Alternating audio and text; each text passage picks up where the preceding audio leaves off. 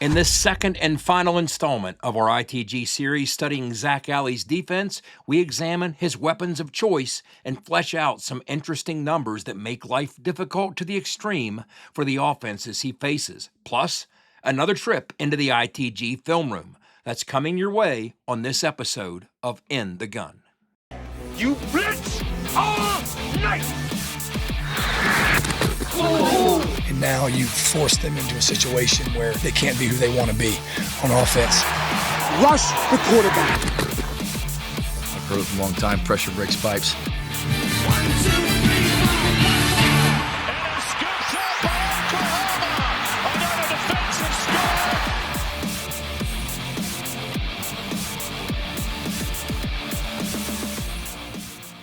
score. Working with us down in the field, Dick Stockton. Richard? Yes, it has been raining, although it is not raining right now. It is awfully cold here. The temperatures in the 30s, it is wet, it is cold, and we're near the kickoff of this afternoon's 14th annual Peach Bowl game between the West Virginia Mountaineers and the Florida Gators. We'll be ready to tee it up in just a moment. After going winless against ranked rivals Pitt and Penn State in his first two seasons in Morgantown, West Virginia's surprise victory as a double-digit underdog against Florida in the 1981 Peach Bowl was the first time Don Nehlen's Mountaineers raised the eyebrow of the national media. Leading up to the game, Gators head coach Charlie Pell didn't know Don Nehlen's name, and at least one of the betting services was touting Florida as its bowl lock of the year.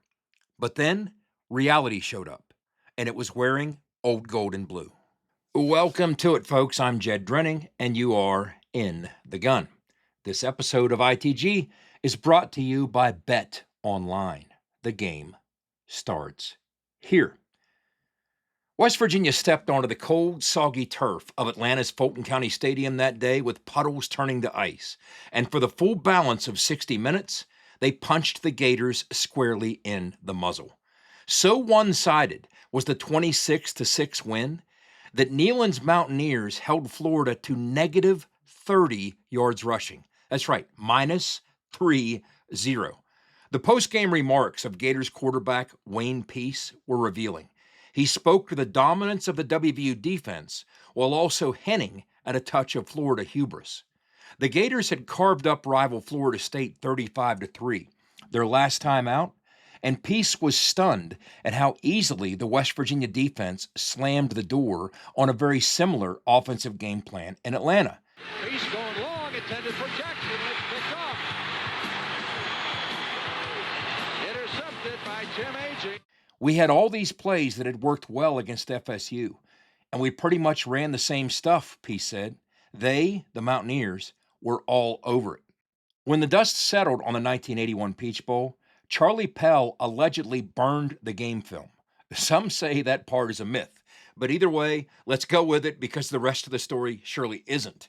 So angry was Pell at the beatdown the Mountaineers had put on his team that he buried the ashes of the film canisters in the northeast corner of the practice field in Gainesville and placed a large rock atop it, forcing the Gators to touch the rock every day before practice as a reminder.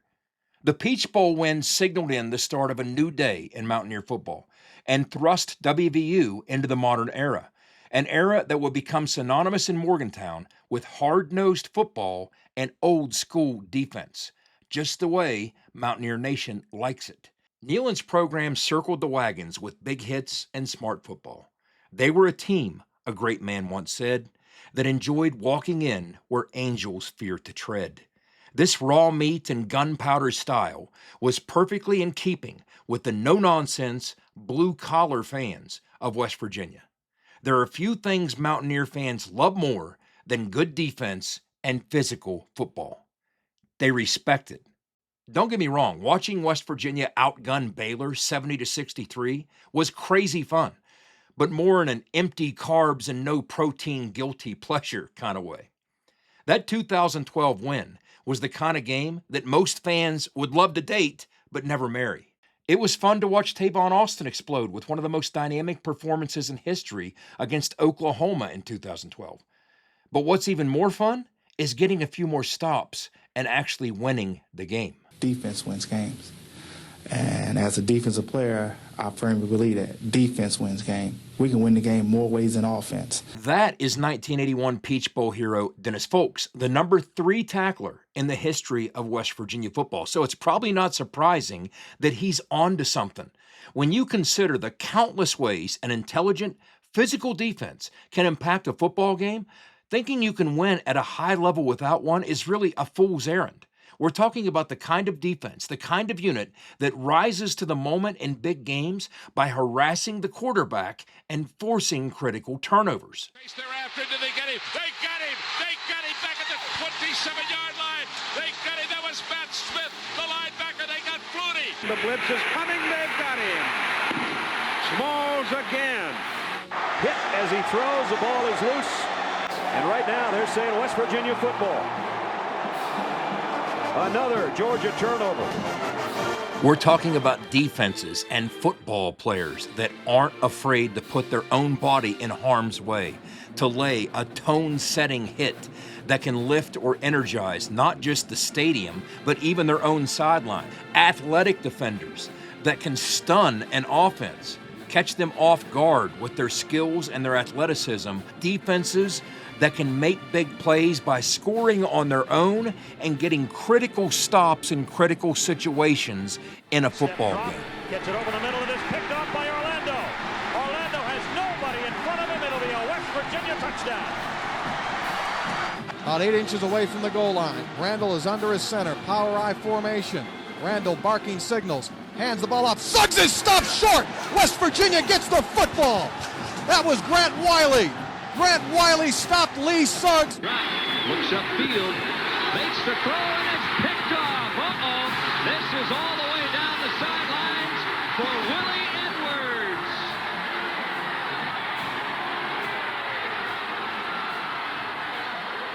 Edwards. Since Don Nehlen arrived in 1980, triggering a new era of WVU football, the Mountaineers have overall finished the season ranked in the top 25 of a major poll 22 times.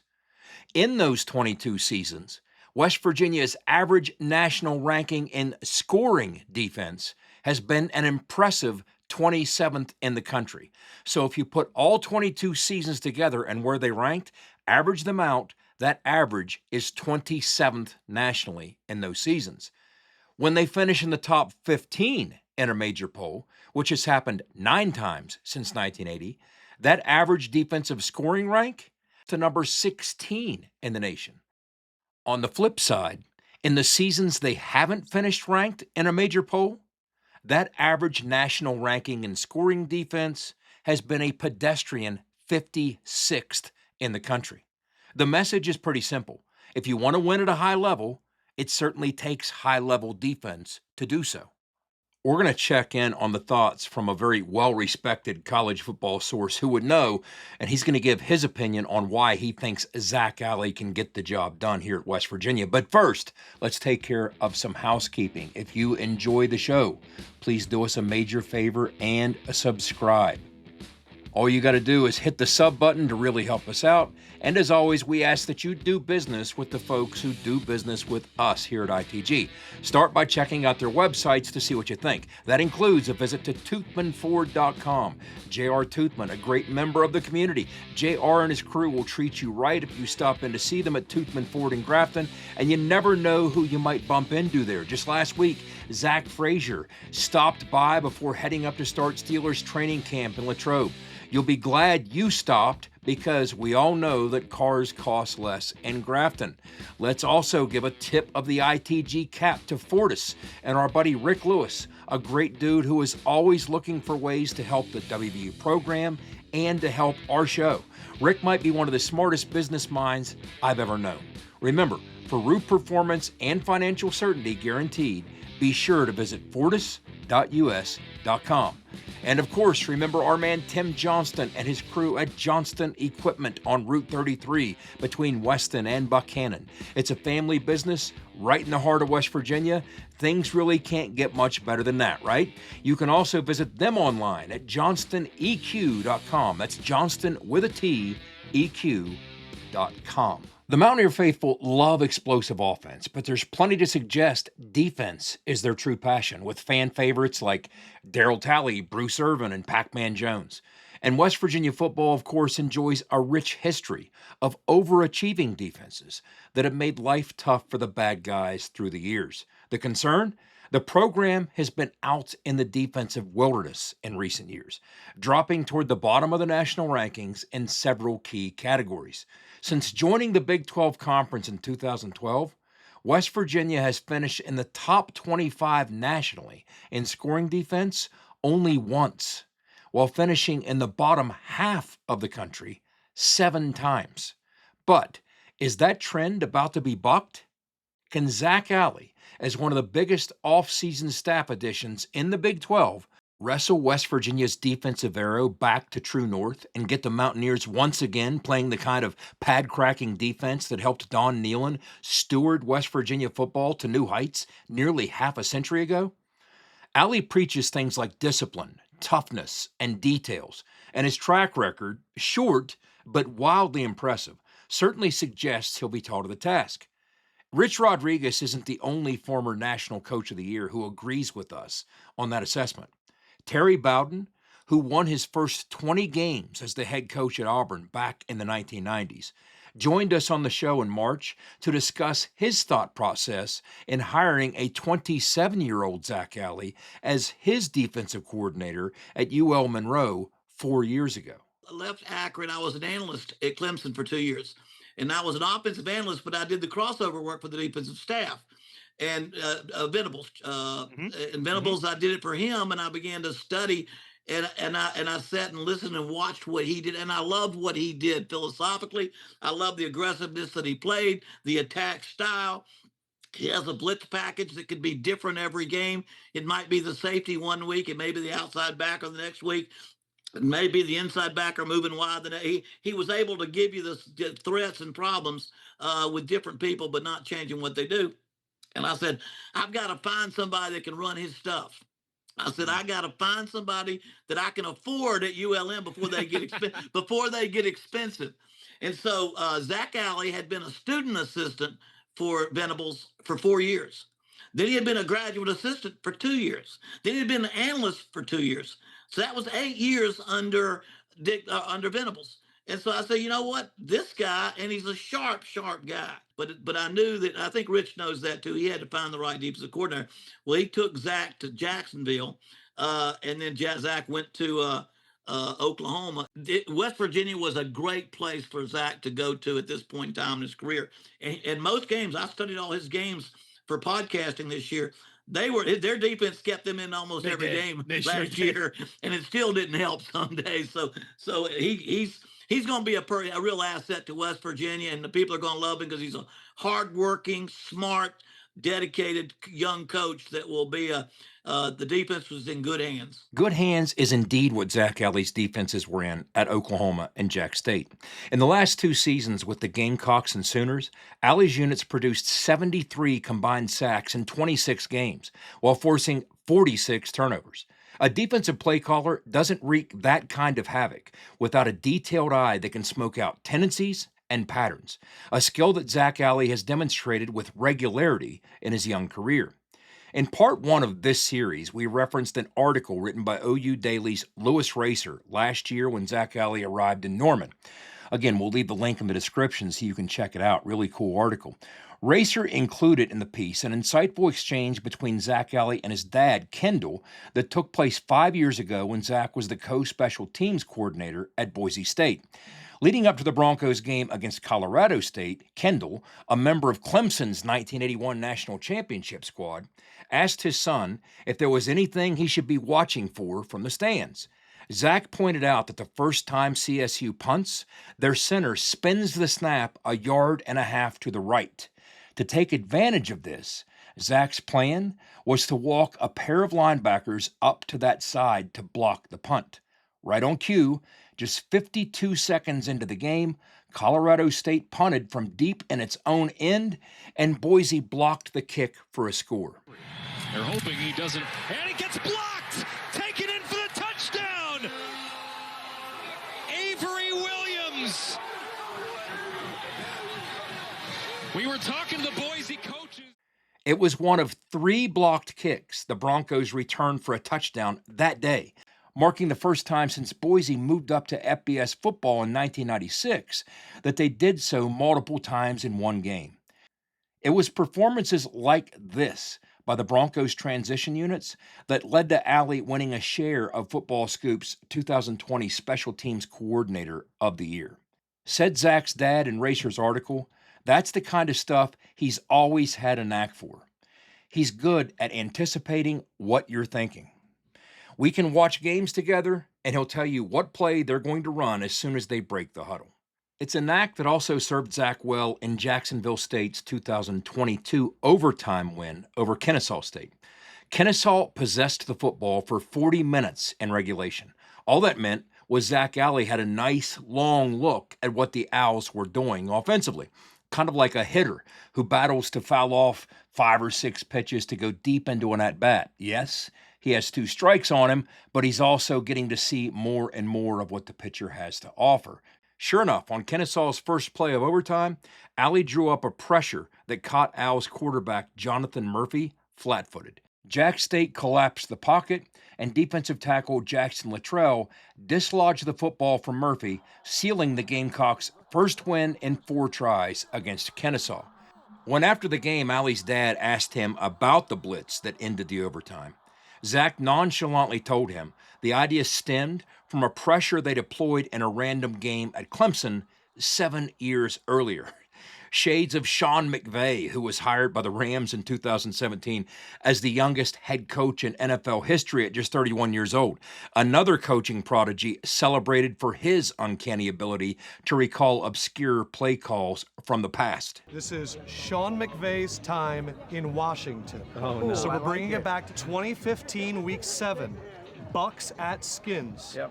2nd and 7 on the Tampa Bay 24. 58 seconds left in the 4th quarter. Jamison Crowder wheel route down the right sideline. Jamison Crowder wheel route down the right sideline. Set up the first down, and then how did that drive end? Jordan Reed touchdown and a 4x1 individual ISO slant. The success Zac Alley has enjoyed as a defensive play caller hasn't been by misadventure. There's a symmetry to how the key numbers his defenses generate are linked. All offenses, to some degree, rely on rhythm. Sustaining long yardage drives becomes far more manageable when an offense hits its stride on a possession and can rip off a play or two of 10 to 15 yards to help traverse the field. This means you don't have to grind for 3 plays to earn every single movement of the sticks. Doing so is a tough way for an offense to make a living because the longer you're on the field, the larger the chance of a mistake looms. Zac Alley's defense takes a dagger straight to the heart of these types of plays, the intermediate ones of 10 yards or more that an offense relies on most frequently for relief. Bigger game-breaking plays, of course, matter too, but they don't always come with the regularity needed to sustain an offense. Case in point, when you look at the 10 highest-scoring offenses in college football last year, 9 of those 10 ranked in the top 25 nationally in plays from scrimmage of 10-plus yards, these types of plays. Nearly all of the nation's most productive offenses relied on these plays for their success. Meanwhile, only half of those top 10 scoring offenses ranked in the same stratosphere in big plays, those of 40-plus yards. If you hope to contain the best offenses in the game, trying to take a chainsaw to their most explosive plays isn't always the most efficient defensive answer. Sometimes the more methodical approach is to start at the grassroots level and cut them so slowly they don't know they're bleeding. At both Oklahoma and Jacksonville State, that's what Zac Alley had success doing, limiting those rhythm-building plays. In 2023, his Gamecocks defense allowed the fewest plays of 10-plus yards in all of Conference USA. And last year, his OU defense did the same, yielding the fewest in the Southeastern Conference. Many offensive coordinators will tell you that one of the most detailed parts of their call sheet is the section dedicated to third downs, carefully crafted through intense study of both film and personnel. It includes the things their quarterback is best at, and just as critical, things the defense has struggled against. Now, checking both those boxes often means the list of available selections that OCs are supremely confident in and rep through the week to carry into the game is rarely as extensive as they'd like. And this is something else Zac Alley seizes on. Limiting the number of rhythm-building plays his unit allows an opponent means the offense has to battle for a full 3 downs to move the sticks way more often against Alley's defense than against others. Alley's 2023 Jack State defense forced 15.8 third downs per game, nearly 16 third downs per game.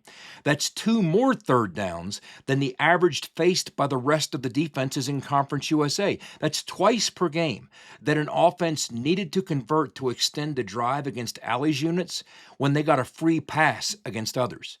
2 more chances per week for Alley to dial up something that could get a stop. The numbers at Oklahoma last year were similar. OU's defense forced 15.1 third downs per game, which was among the most in the SEC. You're probably starting to get a sense of how all this works. When you limit a team's intermediate gains of 10-plus yards, you force them into more third down situations. More third down situations means the defense has more opportunities to stop a drive and get the offense off the field. All right, so far we have limited 10-plus yard gains and an increased number of third down situations. You ready for the third leg on Zac Alley's defensive milk stool? Limited scoring opportunities. Now, maybe I should offer a disclaimer here. These are just my observations as to what the keys have been to make Alley so successful as a defensive play caller. I'm sure if you ask Zac what makes his defense tick, you'd probably get something a lot more insightful. But either way, these 3 areas have been crucial for him.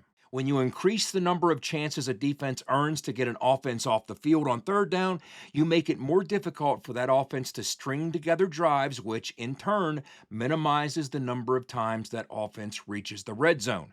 As simple as 1, 2, 3. Bing, bang, boom. This, too, is evidenced by the numbers. In 2023, the Gamecocks defense under Alley faced just 2.6 red zone trips per game, the fewest in all of Conference USA. This number also placed Jack State among the best in the country in this category. Last year in Norman, opposing offenses reached the red zone an average of just 2.7 times per game against Alley's Sooner defense. That was the second fewest red zone trips faced by any SEC defense and the fewest allowed by an Oklahoma defense in over a decade. Zac Alley has tapped into the connective tissue that links together critical situations in a football game.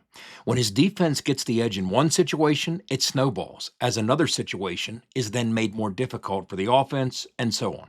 The chain reaction all starts by limiting those rhythm-building plays, those plays of 10 yards or more. This topples that first offensive domino. When that happens, momentum builds against the offense, and the rest often come down soon after. Something this approach does tend to lead to, especially when paired with an up-tempo offense like Coach Rod's, high snap counts to defend. 2 years ago at Jack State, the Gamecocks defended more plays per game than any team in the country. When this kind of volume is thrown at your defense, you better be built to withstand it. Alley's defense is. Did that 2023 unit get worn down facing all those high snap totals? To the contrary. They more than held their own, allowing just under 10 points per second half, the fewest in Conference USA. Here's a way to really lend some perspective to the job Alley's units have done while being on the field for so many snaps, making him the perfect defensive counterpart to Rich Rodriguez as a play caller. As mentioned, his 2023 defense at Jacksonville faced more snaps than any team in America, yet held the opposition to just 21 points per game while doing so. That comes out to 1 point allowed for every 3.5 plays they defended. That's exceptional. Zac's Oklahoma defense fared well in this category as well, surrendering a point per 3 plays defended. Now, you probably need some kind of frame of reference to understand what those numbers actually mean or how exceptional they might be. Consider this. West Virginia's embattled defense last season was on the field far less than Alley's units have been. In fact, Neil Brown often called his game offensively to help protect his defense. Yet the Mountaineers allowed a lot more scoring, yielding 1 point per just 2.5 snaps faced. And I'm not pointing this out to indict last year's West Virginia defense, though there is some subject matter there to work with. More so, I'm pointing this out to let you understand there are different styles that impact defenses differently, and what Zac Alley's defenses have done in recent years when facing high snap counts, but still managing to hold the opposition to low scoring totals, when you consider this points allowed per plays faced ratio. All right, to maximize what Zac Alley's defensive approach is capable of, it takes a heavy dose of toughness, but it also takes intelligence. Players will be asked to show a wide variety of looks to the offense. You might have heard by now, I'm sure you have. Coaches call this being multiple. And we're going to invite you into the ITG film room to take a look at what that means right after this break. So get your popcorn and Skittles ready as you're checking out these quick messages from JR, Rick, and Tim, the friends of ITG. I'll meet you back here in exactly 2 minutes and 5 seconds. Look at that, we're as precise as a Tokyo train schedule here. You are in the gun. Nobody supports the blue and gold Mountaineers like Toothman Ford. With over 20 NIL deals and counting, Toothman Ford continues to rally behind our student athletes. And it's time we rally and support the dealer that supports the Mountaineers. Not only does Toothman Ford offer the best prices in the state on pre-owned, their never over MSRP campaign on new Fords guaranteed to save you thousands. Drive with pride all season long, knowing you're supporting the dealer that fuels our Mountaineers. Toothman Ford, where cars cost less, in Grafton and at toothmanford.com. For nearly 20 years, Fortis has been the nation's leader in providing guaranteed roof performance programs for commercial buildings. Fortis offers roof performance solutions that feature extensive initial and ongoing reconditioning for commercial buildings as an alternative to traditional replacement, with long-term performance guarantees that are backed by global leader Lloyd's of London. Fortis offers a comprehensive range of roof performance management programs that provide financial security, extend the life of our customers' roofs, and make a significant impact on ROI. Fortis is currently improving performance and increasing ROI for customers at more than 4,800 locations, with more than 140 million square feet protected, including many Fortune 500 companies that have turned to Fortis to save money, gain financial certainty, and extend the life of their existing roofs. Fortis has helped customers save more than $520 million in capital roof replacement costs for an average ROI of over 250%. To learn more, visit fortis.us.com. Fortis, roof performance and financial certainty guaranteed.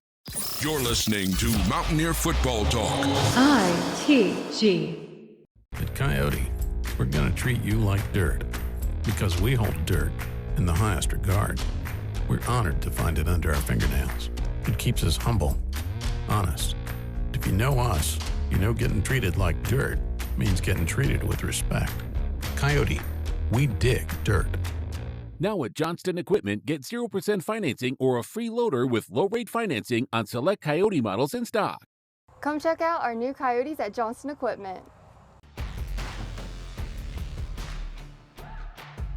We're extremely multiple, diverse, aggressive. We play 4 down front, 3 down front.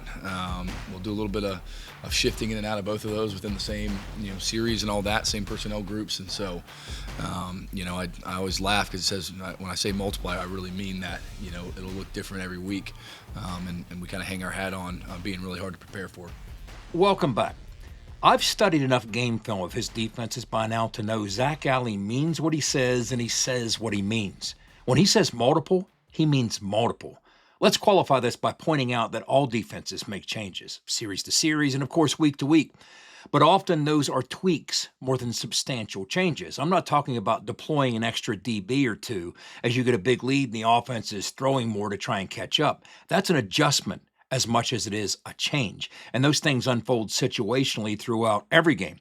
What I'm referring to are actual wholesale changes, not made reactively as a defense mechanism, but proactively as a weapon. That's what you see from a Zac Alley coach defense. It all starts with his base personnel. So diverse is his defense, in fact, that it's kind of tough to actually even put a finger on what you might consider to be his base personnel. For clarity, it's worth noting that when analytics services itemize personnel groups, it's based on the number of players at each position on the field more than the actual alignment itself. For example, a 4-2-5 suggests a defense that utilizes 4 defensive line body types, 2 linebacker body types, and 5 DBs. But within that personnel, you aren't locked, for instance, into a 4-2-5 defense. You can obviously direct those players to line up in multiple things. See, there's that word again, multiple. This is one of the many tools of versatility that Zac Alley utilizes, shifting and moving to offer up a 4-down front with a 3-down personnel, or vice versa, and so on. All that is of note when we discuss Zac Alley's favorite personnel groups. Over the last couple years at Jack State and OU, pinning down what you might expect from Zac Alley's defense week to week was like trying to nail Jell-O to a brick wall. In Jacksonville 2 years ago, he rolled with just 2 D linemen on the field, more than any team in the country. Last season at Oklahoma, only 11 teams deployed 4 D linemen, more than the Sooners. Yet more than half the time, Alley rolled with just 3 D linemen on the field. Sometimes in a stack look, oftentimes in a more traditional 3-4. Shout out, by the way, to our friends at Sports Info Solutions for the numbers there. But part of the reason, of course, that OU ran so much more 4-down than Alley ran at Jack State was preference, but more so it was a simple case of smoke 'em if you got 'em. The Sooners roster is gifted with more big-bodied war daddies on the interior of the D-line, whereas in Jacksonville, Alley was working with a depth chart that was more limited in that area, populated instead by hybrids and an abundance of second and third level body types. Anyway, you remember Zac Alley saying they make these changes not just week to week, but series to series within a game? To see what he means, let's jump into the ITG film room to take a look at Exhibit A in the evidence locker. In the Red River rivalry against Texas last year, OU was facing a quarterback in Quinn Ewers who was known to come out with guns blazing. Ewers led the SEC in first-half touchdown passes, but also threw 7 first-half picks, tied for most in the league. To give yourself a puncher's chance against the Longhorns' offense, it was imperative to not let them get humming early. A shrewd defensive game plan would reflect that, and Oklahoma's did, giving Texas plenty to think about on the first handful of snaps of the game. The Sooners opened the game against Sarkisian's crew in an odd stack with a too-high shell behind it. Zac Alley brought a nickel blitz from the wide side of the field. The Oklahoma rush overwhelmed Texas, and Quinn Ewers was sacked. The Sooners had a high level of production last year with these types of pressures. Their success rate with a 4-man rush was 15th in the country. But just as Texas is catching its breath 2 plays later on 3rd down, OU drops 8. This time they included an exotic coverage roll up high that confused Ewers into an overthrow that resulted in a diving interception by Oklahoma safety Billy Bowman. 3-man rush. Ewers has plenty of time. Fires across the middle. It's too high. And it's an interception. It's ruled that it was caught by Billy Bowman Jr., the safety playmaker. We'll take a look at this, but Ewers' first downfield throw was an overthrow. On the next series, Oklahoma came out with 3-4 personnel on 1st down and walked a linebacker up into an edge position, showing an even front posture with man coverage behind it. 2 plays later on 3rd and 3, OU brought another DB onto the field to show Quinn Ewers a 3-2-6.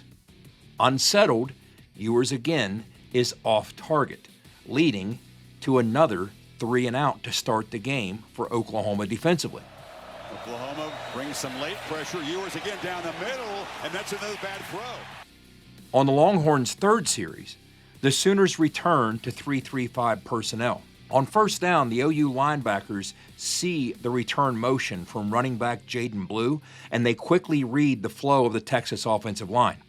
Oklahoma holds the edge, and Danny Stutzman penetrates to take Blue down for a 5-yard loss on the play, once again putting Texas behind the sticks. This was one of the 96 tackles for loss that Oklahoma registered last year to finish in the top 10 of the country in that category. On 2nd down and long, OU brought another defensive lineman onto the field to go with a true 4-3 for the first time. The Sooners' four-man rush impacts the pocket enough to force Ewers to check down to his back for a short pickup that puts Texas back up around the original line of scrimmage. This creates another 3rd and long situation. On that 3rd and long, OU went back to the 3-2-6 with the extra defensive back on the field, this time combined with a four-man pressure, another one of those four-man rushes. The Sooners plastered in coverage, and Ewers, hearing the clock tick in his head, pulled the ball down and was flush from the pocket, leading to another punt.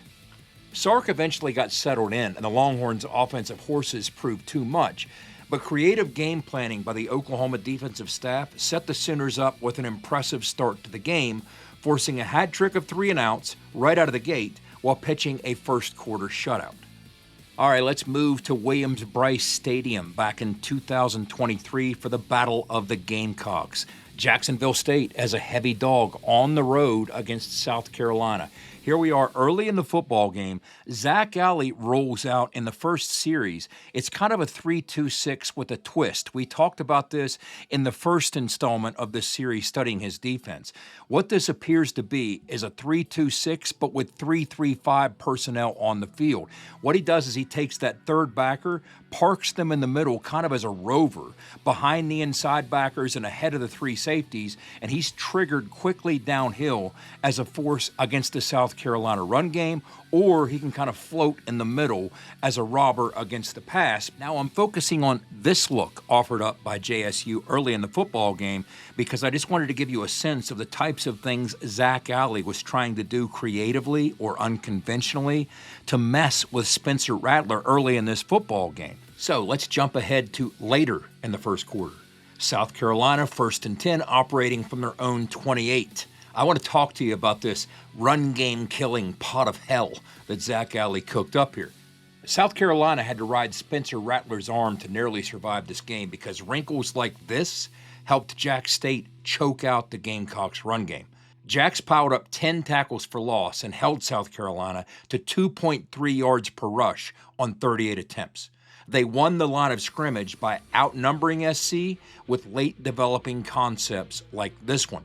JSU lines up with 3 down at the point of attack, stepping an edge defender up on the short side. Behind them sits a single backer in the middle, what we used to call an ace backer. 5 total defenders at or near the line of scrimmage. At first blush, this looks like a very inviting box count for South Carolina to run the football against, especially considering Carolina is in 20 personnel, giving them a 6th blocker in the form of 6'1", 230-pound Decarrion Joyner parked in an offset fullback position.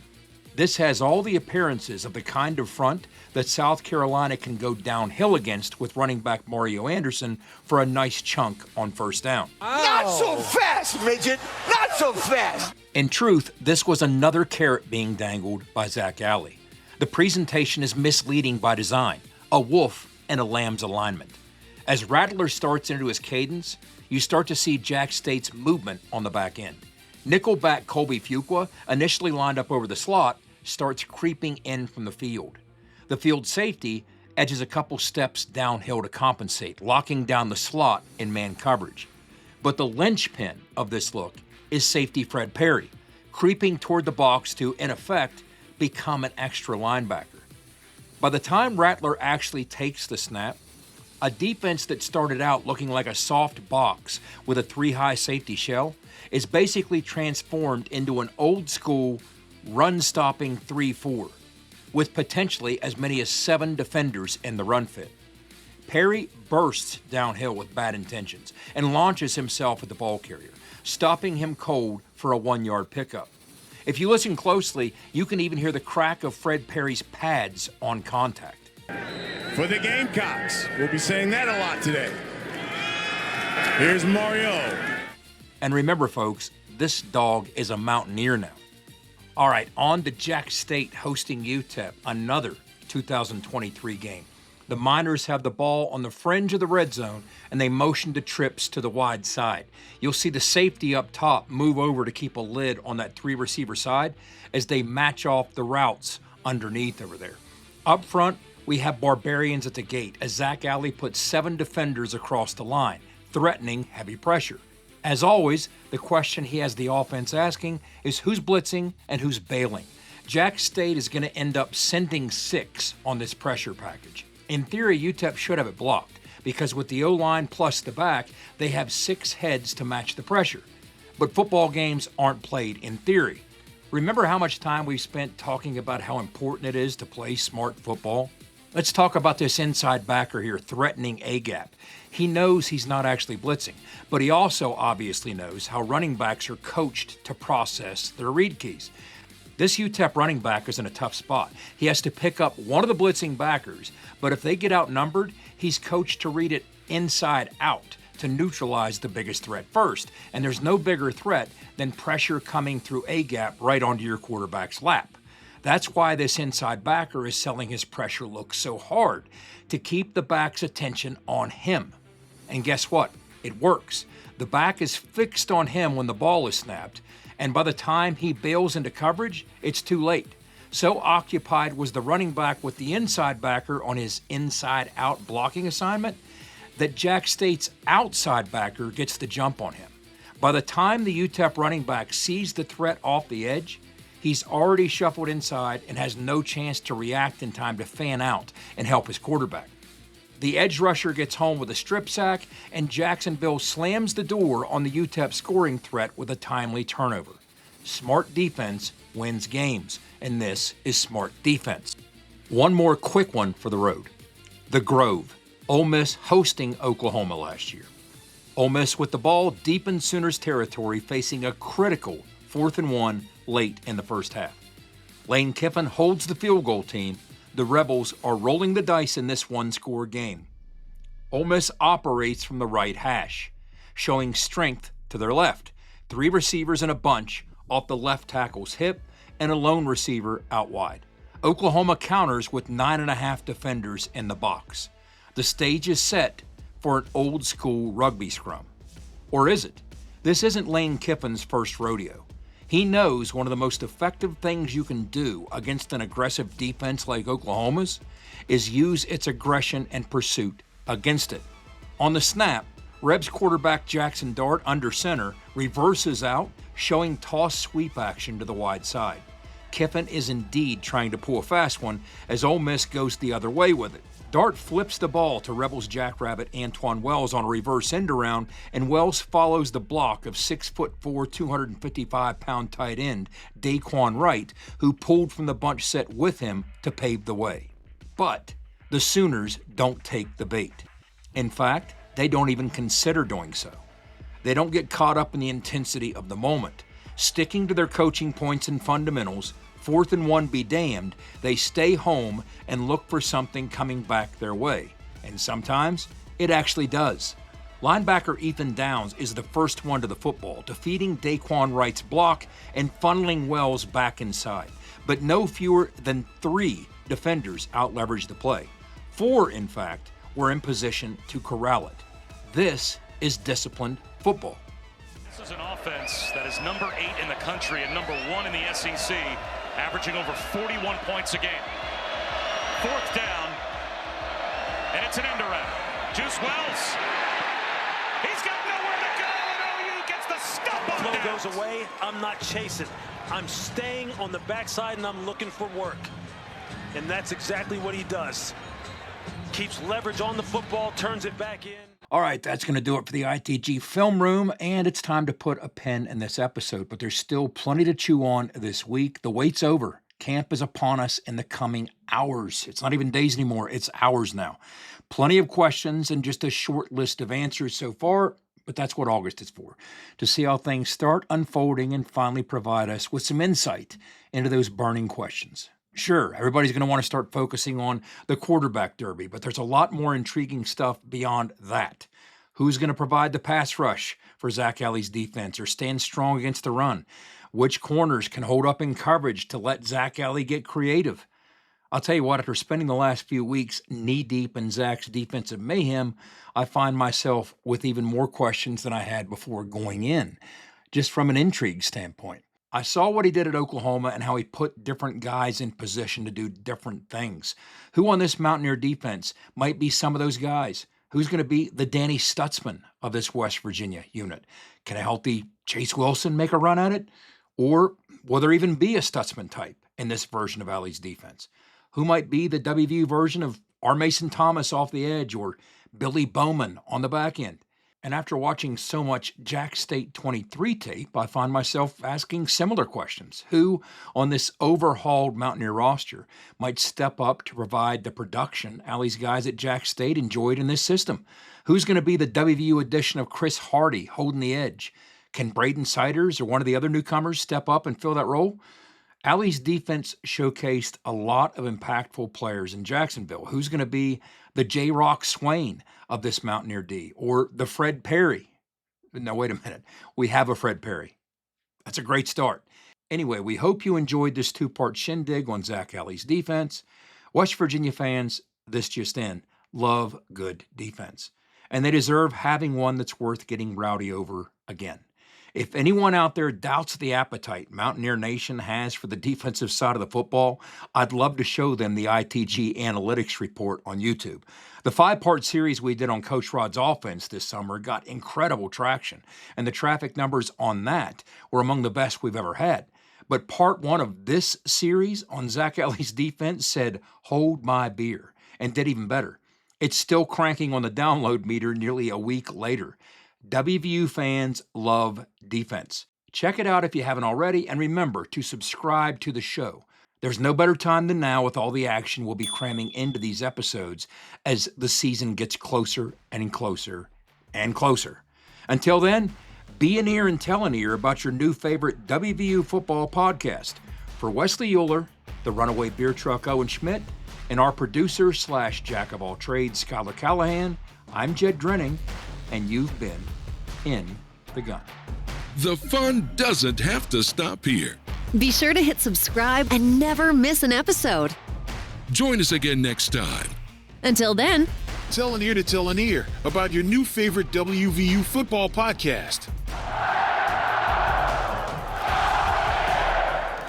This mission is over. It's over.